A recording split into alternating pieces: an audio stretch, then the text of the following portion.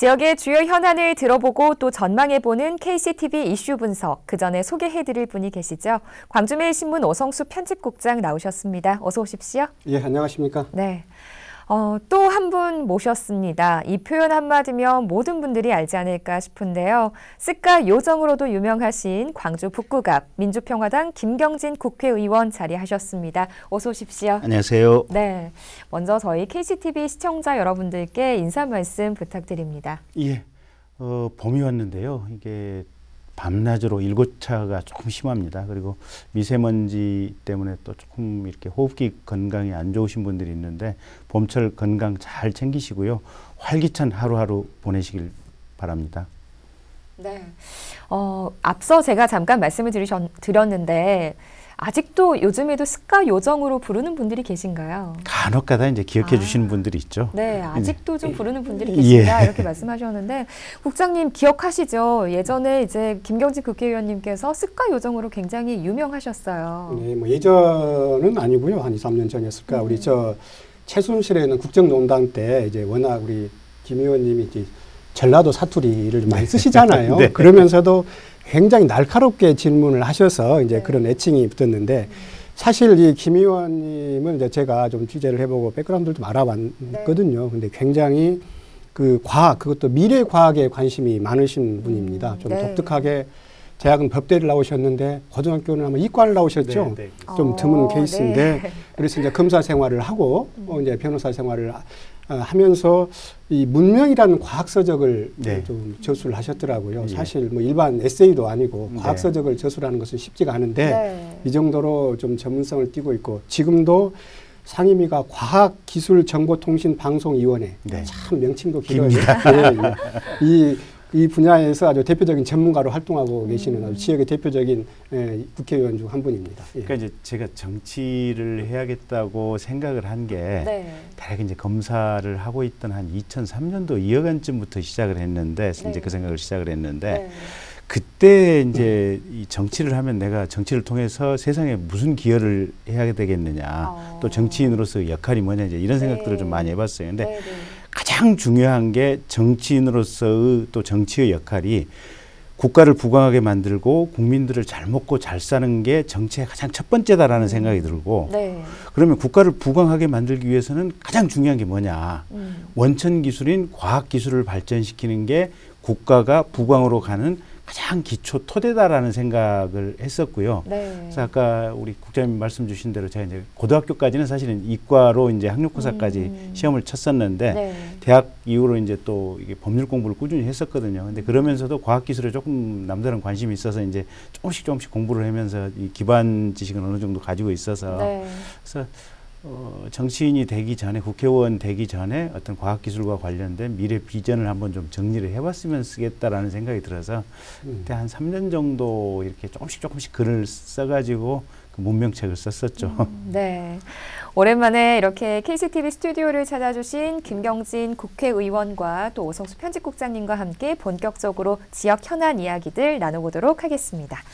자, 첫 번째 주제입니다. 이 이야기 아마 계속 언급을 해도 질리지 않은, 그만큼 아주 기대가 큰 그런 주제가 되겠습니다.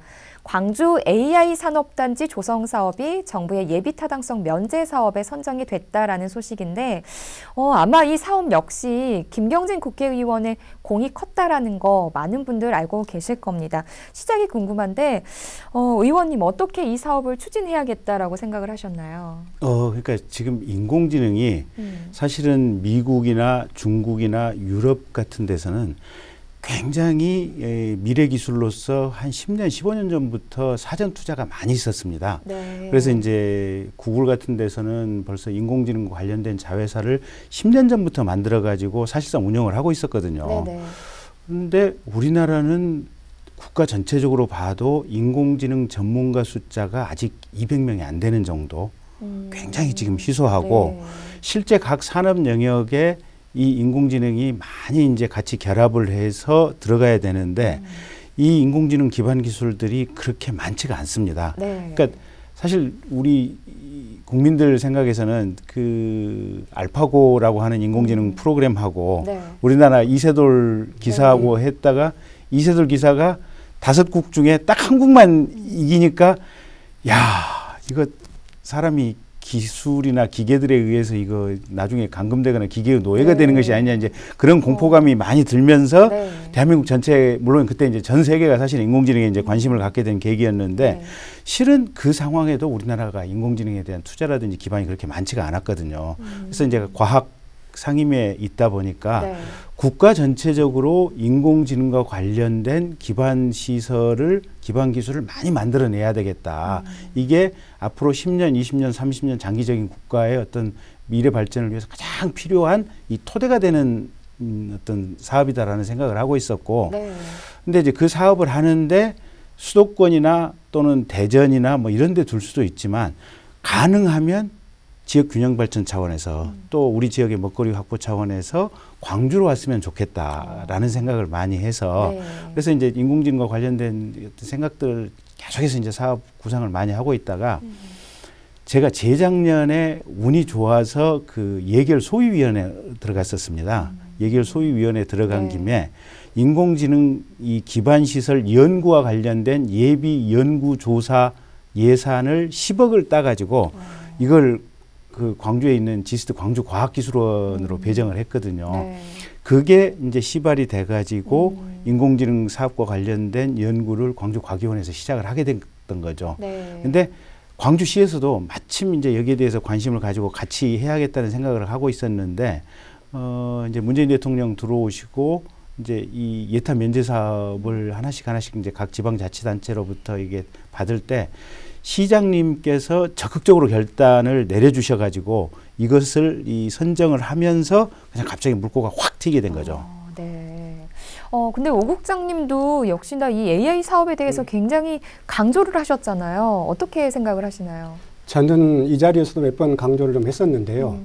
뭐 광주형 일자리로 대변되는 완성차 공장에 버금가거나 저는 그 이상의 효과를 낼 것이 인공지능이라고 저는 그렇게 보고 있거든요. 그래서 이제 방금 이제 김 의원님 말씀대로 이제 그런 계기로 해서 광주시가 예비타당성 공모에 사실 이 아이템 자체를 낸 것 자체만도 상당히 큰 의미가 있었고 여기에서 이제 제가 알고 있기로는 정부에서도 다른 지역에서는 전부 다 뭐 다리를 놓는다랄지 이런 시설을 한다 그랬는데 광주에서 이거 아이템을 내니까 아주 두말할 것도 없이 아주 오케이를 했다고 할 정도였는데, 일단 광주시가 이제 올해 이제 심사를 거쳐서 내년 예산이 확보가 되면 20년부터 이제 24년까지 총 4천억 정도 이렇게 투자를 해서 할 계획이잖아요.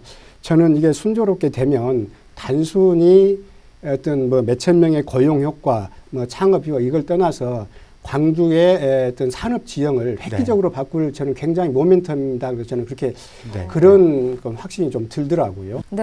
그렇다면 이 AI 산업을 이제 됐으니까 어떤 좀 기대를 해볼 수가 있을까요? 우선 첫째는 인공지능과 관련한 메카가 가장 핵심지가 광주 첨단지구가 된다라는 것이고, 이 메카가 광주 첨단지구가 되면 인공지능과 관련된 전문가들이 우리 광주 첨단지구로 몰려오게 됩니다. 일단 사람이 몰려오게 되고요. 그 다음에 어쨌든 이게 이제 뭐 이게 데이터 선로를 통해서 서로 통신하는 방법으로 이제 공간의 제약이 없어져 가는 5G 시대가 오니까 이제 그런 세상이긴 하지만 그래도 현장에 같이 모여 있으면 또 조금 나는 이제 생기는 시너지들이 있거든요. 그래서 각 기업체들이 이 인공지능 메카에 와서 이 우리 기업의 무슨 제품 생산을 또는 무슨 제품을 운영하는 생산 설비 운영과 관련된 이 인공지능 결합과 관련된 연구 설비에 관련된 부분을 이 첨단 3지구에 들어와서 같이 하게 되는 겁니다. 그래서 시설이 생기고 사람이 몰려오고 대기업들이 이 지역에 와서 인공지능과 관련된 것을 함께 하게 될 것이다.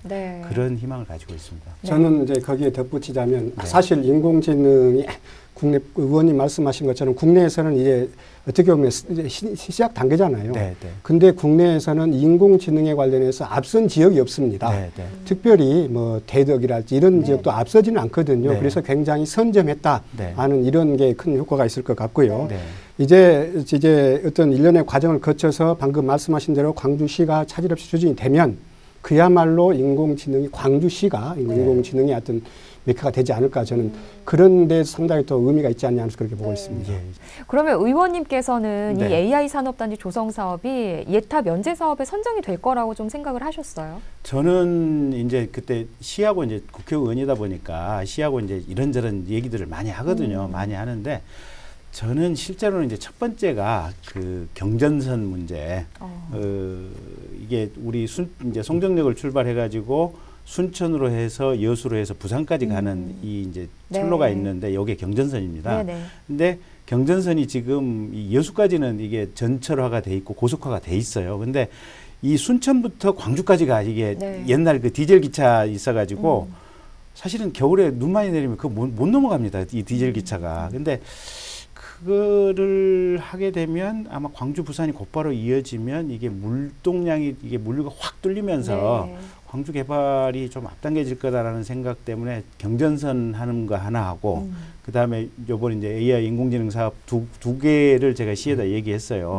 둘 중에 참 이것도 좋고 저것도 좋은데 잘 모르겠다라고 이제 얘기를 하셨고 근데 어쨌든 시에 이제 시장님 또 우리 송경정 국장님 이런 시의 간부들이 그래도 이 철도는 보면 어쨌든 일회성인데 이 인공지능 사업은 한번 시작을 하면 첫 번째 예산은 4천억이지만 앞으로 무궁무진하게 발전할 가능성이 크다라고 아마 이제 전략적인 사고를 하신 것 같아요. 그래서 인공지능을 아마 시에서 선택을 하신 것 같습니다. 광주시에서 최근에 한 정책 중에서 가장 잘한 것 중에 하나가 저는 이걸 꼽고 있더라고요. 시장님이나 우리 국장님들이 다 잘하신 거예요.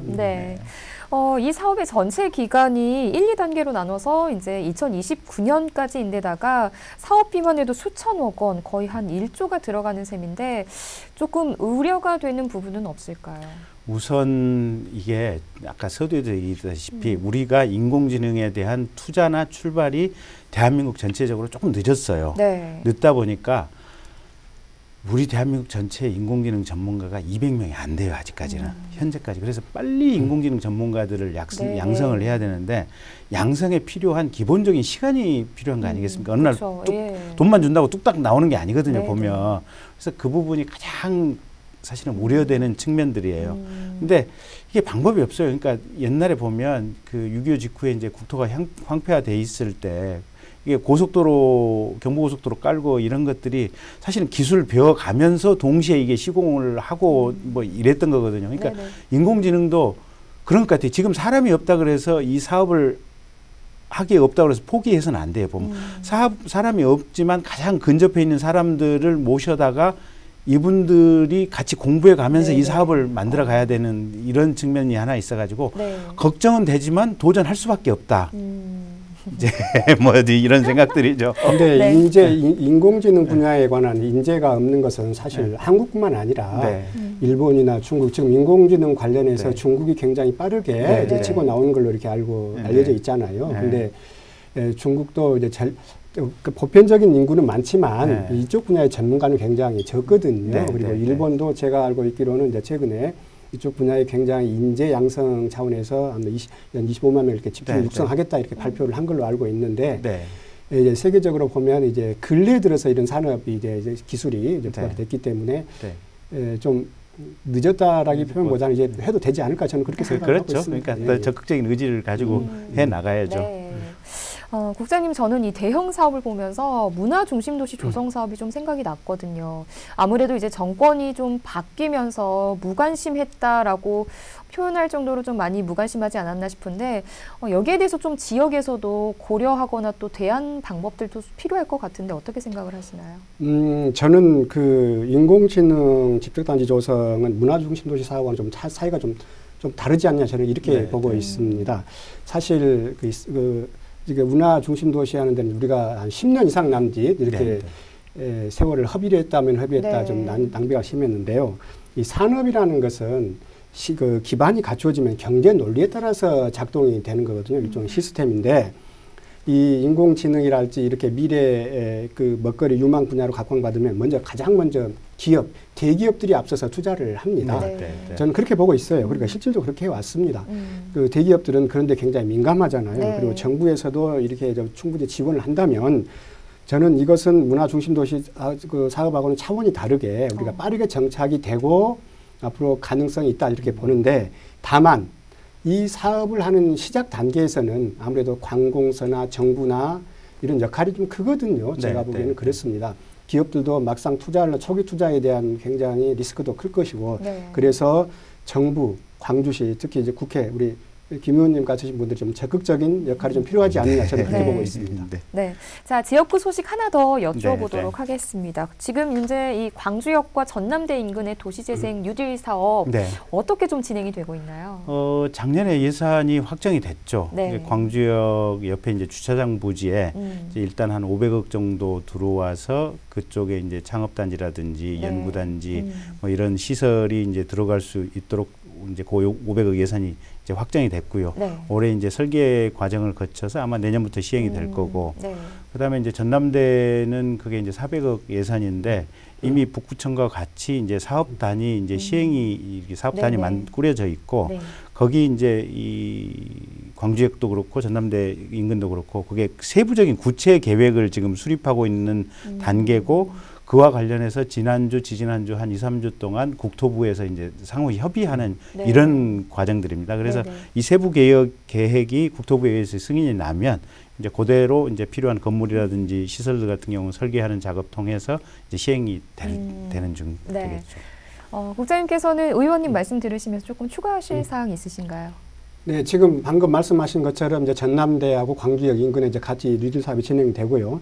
그와는 이제 별도로 해서 광주역에는 지금 현재 철도 레일이 한 30여 개가 좀 깔려 있거든요. 그리고 KTX는 운행을 안 하고 있지만 새마을호나 무궁화호가 이제 하루에 20회 정도가 운영이 되는데 이것을 어떻게 좀 효율적으로 활용할 것인가 이에 대한 이제 용역이 좀 추진이 되고 있습니다. 그런데 이제 용역 업체가 사실 자꾸 이제 철도 광주시하고 했더니 나타나지 않았었어요. 근데 최근에 이제 최근에 이제 공모를 했는데 응모를 해서 이제 나름대로 이제 용역이 추진될 예정인데 앞으로 이렇게 용역이 추진되면은 이 광주역은 굉장히 상징성이 크거든요. 그래서 전문가들이 이제 다양한 제안을 하겠지만 광주역이 갖는 상징성들 감안해서 공청회랄지 지역민들의 의견을 좀 들어봐서 합리적인 대안을 내는 게 중요하지 않냐 저렇게 보고 있습니다.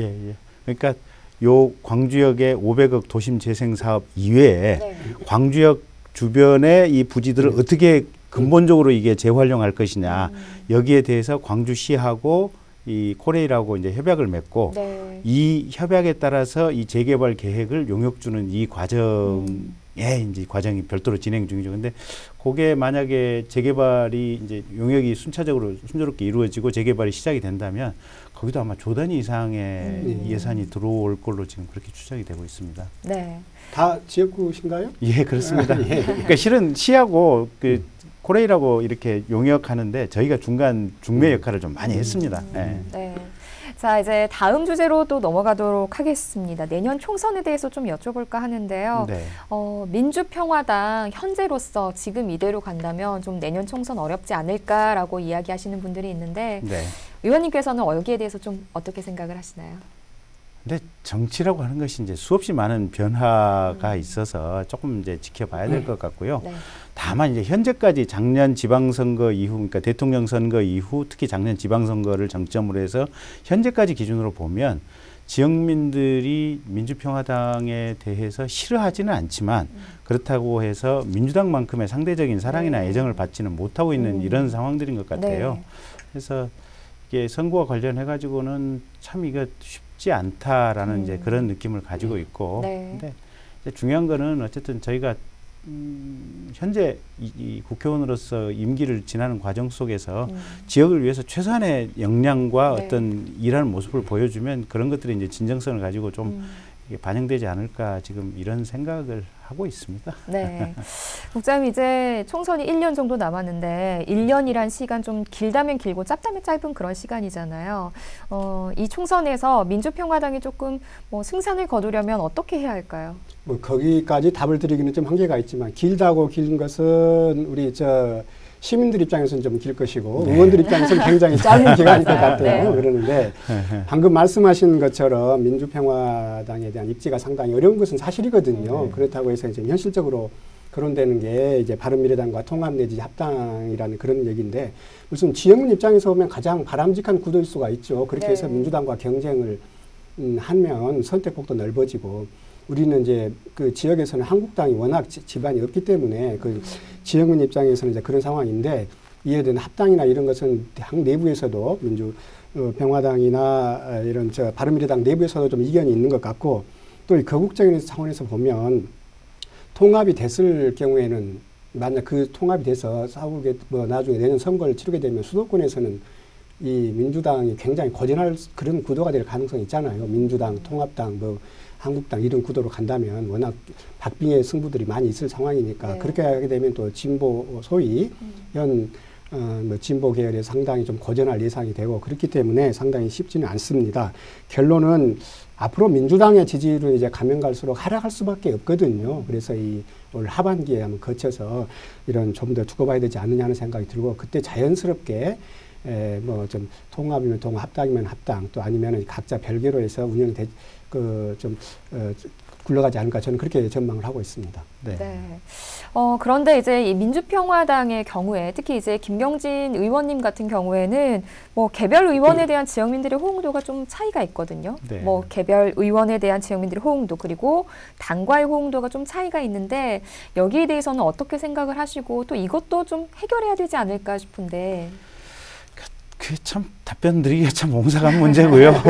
그냥 최선을 다해서 이게 지역민들을 위해서 또 광주를 위해서 또 대한민국 전체를 위해서 일하는 모습을 보여주고 그걸 가지고 승부를 하면 어느 정도 이제 돌파할 수 있지 않을까 가능성이 있지 않을까 저는 그렇게 보고 있습니다. 제가 2012년도에 그때도 무소속으로 출마를 했었거든요. 북구 갑에서. 근데 그때 무소속 출마 당시에도 사실은 29% 정도 득표를 했었습니다. 무소속 상황에서도. 그러니까 이제 16년도 국회의원 되고 이제 제 스스로 이제 제 자평하기에는 지난 한 3년 동안 지역을 위해서 참 일은 많이 했다. 이제 이런 생각은 가지고 있습니다. 그래서 올 한 해 더 뼈 빠지게 진짜 일 열심히 하고 그걸로 지역민들에게 뭐 어떤 정당이든 어떤 포지션이든 간에 그걸로서 지역민들에게 승부와 평가를 받겠다 이런 생각을 가지고 있습니다. 네, 공감하는데요. 사실 뭐 정당보다 국회의원의 경쟁력이 더 뛰어난 분도 계시고 또 역설적으로 또 사실 한국 정치는 또 정당 정치라는 것도 좀 부인할 수 없는 상황이잖아요. 그래서 정당의 역할이 상당히 정당의 비중이나 역할이 상당히 큰 것도 현실입니다. 그렇기 때문에 또 뭐 당을 함부로 옮기는 것에 대해서도 막 비난도 많이 있는 것도 사실이고. 근데 우리 김 의원님 같은 경우는 사실 당에 비해서 개인의 경쟁력이 있는 그 대표적인 의원 중에 한 분이시지만 그래서 그러는지 좀 당을 좀 뛰쳐나가려고 하는 그런 모습도 보였던 것 같아요. 뭐 좀 충분히 정치인 입장에서는 이제 있을 수 있는 일이라고 보는데요. 방금 말씀하신 것처럼 지금까지 3년 동안 해왔던 것처럼 소신 갖고 자기 그 뚜렷한 그 정책 비전을 제시한다면 어떤 구도가 됐든지 간에 지역민들의 현명한 선택을 받지 않을까 저는 그렇게 보고 있습니다. 의원님 오늘 어떠셨어요? 우리 국장님 얼굴 오랜만에 뵈니까 기분이 참 좋았고요. 지역의 현안 사업들 이렇게 소개할 수 있는 기회를 자연스럽게 갖게 돼서 참 좋았습니다. 네, 그럼 마지막으로 저희 시청자 여러분들과 또 지역민들께 한 말씀 부탁드립니다. 예, 시청자 여러분 또 우리 광주 시민 여러분 저 김경진이 지난 3년 동안 부지런히 광주 발전 또 대한민국 발전을 위해서 열심히 달려왔습니다. 이번 회기 임기 한 1년 정도 남았는데요. 더 열심히 더 뼈빠지게 일을 해서 우리 광주 발전 또 대한민국 발전을 위해서 열심히 하겠습니다. 많이 격려해 주십시오. 네, 오 국장님께서도 오늘 이렇게 말씀해 주신 것들 지역민들이 많이 공감하고 또 이해하셨을 거라 생각이 드는데 뭐 김경진 의원님께 뭐 하실 말씀 있으시면 한 말씀 해주시죠.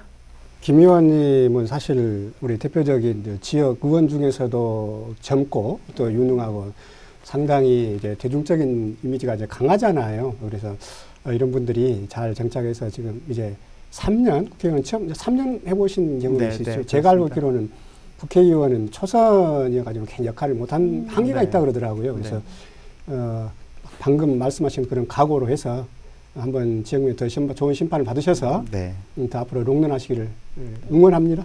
고맙습니다. 네. KCTV 이슈 분석 여기까지 듣겠습니다. 두 분 모두 수고하셨습니다. 고맙습니다.